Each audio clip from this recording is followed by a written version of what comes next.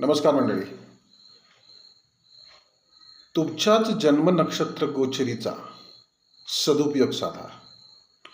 म्हणजेच तुमच्याच कुंडलीचा तुमच्या स्वतःसाठी अगदी निर्विघ्नपणे कुठलीही काळजी न करता सहज सोप्या पद्धतीने सदुपयोग साधायचा असेल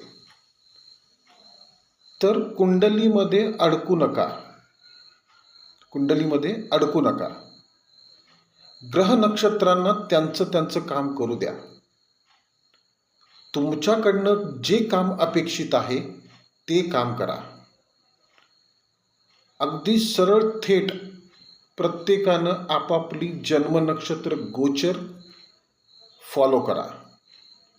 आपल्या जन्म नक्षत्र गोचरीने जे तुम्हाला सांगितलंय ते फॉलो करा, त्याचं ऐका.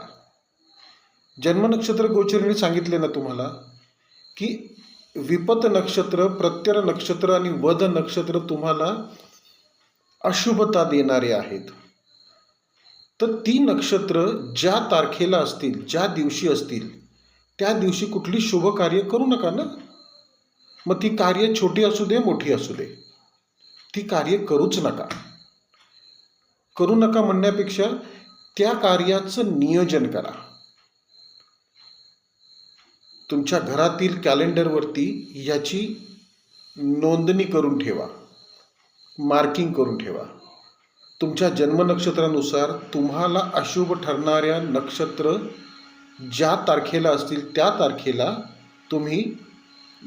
तुम्हाला जसं आवडेल किंवा तुम्हाला जसं लक्षात येईल अशा पद्धतीने तिथे मार्किंग करून ठेवा. मग सर्कल करा, क्रॉस करा आणि त्या दिवसाचं ते नक्षत्र कधी संपणार आहे तो टायमिंग देखील तिथे टाकून ठेवा. म्हणजे काय होईल, तुमचं कार्य तुम्हाला कुठल्या योग्य वेळात करायचंय ते तुम्हाला चटकन लक्षात घेता येईल. आलं लक्षात? जन्म नक्षत्र गोचर हेच अगदी महत्त्वाचं कार्य तुमच्याकडनं करून घ्यायचा प्रयत्न करत असते, पण आपण त्या प्रयत्नाला साथच देत नाही. नको त्या दोष आणि उपायांच्या नादी लागून आपण आपल्याच कुंडलीने आपल्याचसाठी जो एक यशाचा मार्ग आखून दिलेला आहे, जो सुख समाधानाचा मार्ग आखून दिलेला आहे, त्याच मार्गाने आपण वाटचाल करत नाही. खऱ्या अर्थानं जर कुंडली शास्त्राचा, तुमच्या स्वतःच्या कुंडलीचा तुम्हाला जर सदुपयोग साधायचा असेल तर तुमच्याच कुंडलीची जन्म नक्षत्र गोचर पाहून घ्या, शिकून घ्या, जाणून घ्या. अगदी सहज आणि सोपी आहे ती. तुम्हाला फक्त तुमच्या जन्म नक्षत्र गोचरीने सांगितलेले विपत नक्षत्र, प्रत्यय नक्षत्र आणि वध नक्षत्र लक्षात ठेवायची. त्या नक्षत्राच्या दिवशी कुठलीही छोटी मोठी शुभ कार्य करायची नाहीत. म्हटल्यानंतर त्याचं नियोजन आलं.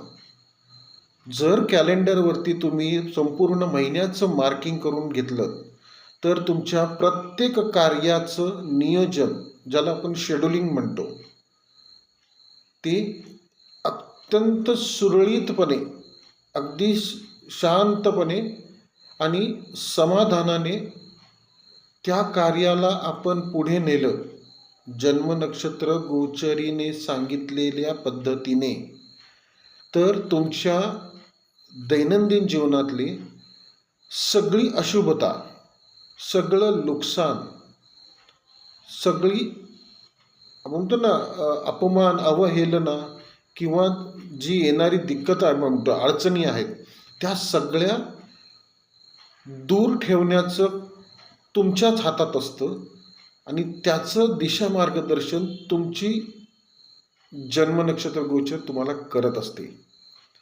तेवढी लक्षात घ्या. सहज सोप्या पद्धतीने तुम्हाला जन्म नक्षत्र गोचर म्हणजेच ताराचक्र, नवताराचक्र जाणून घ्यायचं असेल तर सोबत दिलेल्या फोन नंबरवरती किंवा व्हॉट्सअपवर तुम्ही संपर्क करा. तुम्हाला अगदी अत्यल्प वेळामध्ये तुमचीच कुंडली तुम्हाला कशी वाचायची हे सांगितलं जाईल. लक्षात घ्या, ग्रह नक्षत्रांची गोचर ही अविरत फिरत असते. लक्षात घ्या, 12 ग्रह असतात कुंडलीमध्ये. ते 12 ग्रह 12 नक्षत्रामध्ये असतात. त्याच 12 नक्षत्रांच्या 12 चरणातून असतात. आणि हे सगळं 12 ग्रह 12 नक्षत्रातून 12 नक्षत्र चरणातून प्रवास करतात 12 राशीतून आणि कुंडलीतल्या 12 स्थानातून. ह्या सगळ्या अवाढव्य गोंधळामध्ये तुम्ही गडबडून जाऊ नका किंवा तुम्हाला त्यात पडायची गरज पण नसते. तुम्हाला फक्त स्वतःचं जन्म नक्षत्र गोचर पाहायचे. त्यातील जन्म नक्षत्र गोचरींनी तुम्हाला सांगितलेले विपत नक्षत्र, प्रत्यय नक्षत्र आणि वद नक्षत्र कोणती आहेत एवढंच लक्षात घ्यायचंय. आणि त्याच 9 नक्षत्रांना तुम्हाला शुद्ध संतुलित राखायचंय. ते शुद्ध संतुलित राखण्यासाठी तुम्हाला जुन्या पद्धतीप्रमाणे त्या नक्षत्र स्वामींचे हजारोतले मंत्रोच्चार करायची गरज नाही. आणि ती वेळ आत्ता नाही. आत्ताचं जीवन हे फास्ट जीवन आहे. अगदी धकाधकीचं धावपळीचं जीवन आहे. त्यामुळे आपल्याला त्या ग्रहांच्या मंत्रोच्चारामध्ये पडण्यात काहीही तथ्य उरत नाही. परंतु त्याच वेळेस आपल्याला आवश्यक असलेली अशुभ नक्षत्रांची ऊर्जा फिल्टर करायची असते, शुद्ध संतुलित राखायची असतेच. त्यासाठी तुम्हाला जे अशुभ ठरणारी नक्षत्र आहेत त्या नक्षत्रांच्या आराध्य वृक्षांची साथ घ्यायची आहे. आणि त्या आराध्य वृक्षांचं सानिध्य, त्यांचा अर्क, त्यांचा तेलार्क, त्याचा परफ्यूम हा तुम्ही दिवसातून एकदा वापरायचा आहे. म्हणजे तुमची दिवसभरासाठी ज्या काही अशुभतेला तुम्ही सामोरे जाणार आहात त्या अशुभतेला शुद्ध संतुलित राखायचं काम हे अर्क, तेलार्क आणि परफ्यूममधल्या आराध्य वृक्षांच्या ऊर्जा कंटेंट मधून म्हणजे बॅलन्स होतात. सहज सोपा मार्ग आहे. अगदी सहजपणे तुम्ही तुमचे दैनंदिन जीवन सुखा समाधानाने आणि यशस्वीपणे जगू शकता. येते लक्षात? शनी 7.5 अमक्या ठिकाणी आहे किंवा गुरु अमक्या ठिकाणी आहे. मग लग्नाला गुरु 4था आहे, 8वा आहे. मग मंगळ आता ह्या नक्षत्रात जाईल. मग तुमची पैशाची कामं अशी होतील, अशी तुंबतील.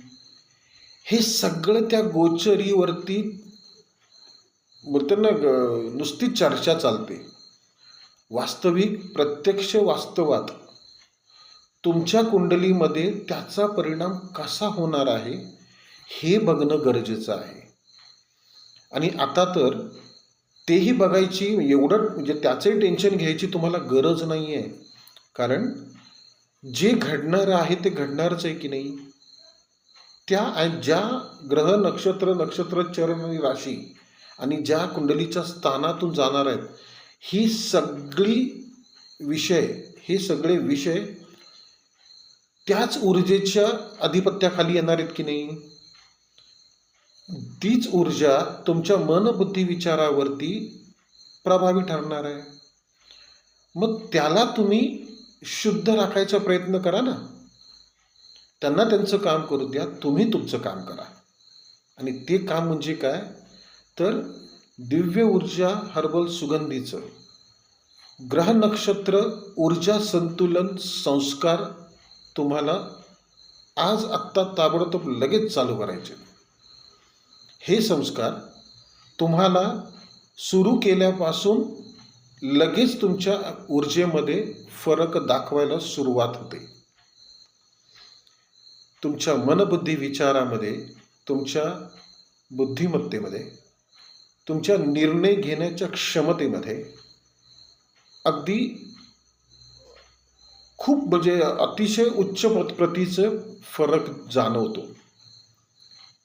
आणि प्रत्येकाला हेच हवं आहे ना, कारण दैनंदिन घटना प्रसंगांमध्ये तुम्हाला त्या प्रसंगातून जायचंच असतं आणि त्या प्रसंगातील जी काही ऊर्जा तुमच्यावरती प्रभावी ठरणारी असते त्याच ऊर्जेला तुम्हाला हाताळायचं असतं. तर त्याच अशुभ ठरणाऱ्या ऊर्जेला हाताळताना तुम्हाला त्या ऊर्जेला फिल्टर बसवायचा असतो, तिला संतुलित राखायचं असतं. आणि तेच काम अगदी सहज सोप्या पद्धतीने तुमचं जन्मनक्षत्र गोचरीचं स्प्रे परफ्यूम करतं, म्हणजे अत्तराची बॉटल करते किंवा तेलार्क करतं. ह्या दोन म्हणजे स्प्रे परफ्यूम असू दे किंवा तेलार्क असू दे, दोघांमधली जे घटक आहेत ते घटक ऊर्जेनं ओतप्रोत भरलेले असतात. आणि हेच त्या तेलार्कामधले किंवा परफ्यूममधले घटक तुमच्या शरीराभोवती असलेल्या ऊर्जेतील नकारात्मक ऊर्जांना शुद्ध लागते आणि त्या ऊर्जेला तिच्या ऊर्जा पातळीवरती शुद्ध आणि संतुलित राखते. आणि आपल्या मनबुद्धी विचाराला, निर्णय क्षमतेला अशाच शुद्ध आणि संतुलित प्रमाणातल्या ऊर्जेची गरज असते. तीच ऊर्जा त्याच पद्धतीने अगदी सहज पद्धतीने तुम्हाला दिव्य ऊर्जाच्या तेलार्कामधून, म्हणजे दिव्य ऊर्जाच्या तेलार्काच्या वापरातून आणि दिव्य ऊर्जाच्या ऑरा बॅलन्सर स्प्रेमधून सहजपणे संतुलित होते. अगदी कुठलेही त्रास नाही, वेळेचं अपव्यय नाही. येते लक्षात? आपलं जीवन सहज सोप्या पद्धतीने म्हणजे त्याला मार्गी लावा. घाबरून किंवा दडपण घेऊन जीवन जगता येत नाही. शेवटचं, वर्तमानात जगायचे तर वर्तमानानुसार वर्तमानासाठी जगा. अमक्या स्थानामध्ये तो ग्रह होता, मग त्याचा असा परिणाम आहे, तसा होईल, उद्या तो तिकडे जाईल, मग तसं होईल, ह्यात काही तथ्य नसतं. तुम्हाला आज आत्ता वर्तमानात जगायचं आहे, म्हणून वर्तमानात जगताना वर्तमानानुसार जगा आणि वर्तमानासाठी जगा. जे वर्तमानामध्ये जी प्राप्त गोचर स्थिती आहे त्या स्थितीला सामोरे जात जगा. लक्षात घ्या. अधिक अडचण असेल तर संपर्क करा आणि सशुल्क मार्गदर्शन घ्या. लागलीच तुमच्या जन्मनक्षत्र गोचरीची ऊर्जा संतुलन संस्कार वापरायला सुरुवात करा. थांबू इथे आता. तुमच्या संपर्काची वाट, तुमच्या फोन कॉलची वाट बघतोय. शुभम भवतु. ओम नमो नारायण.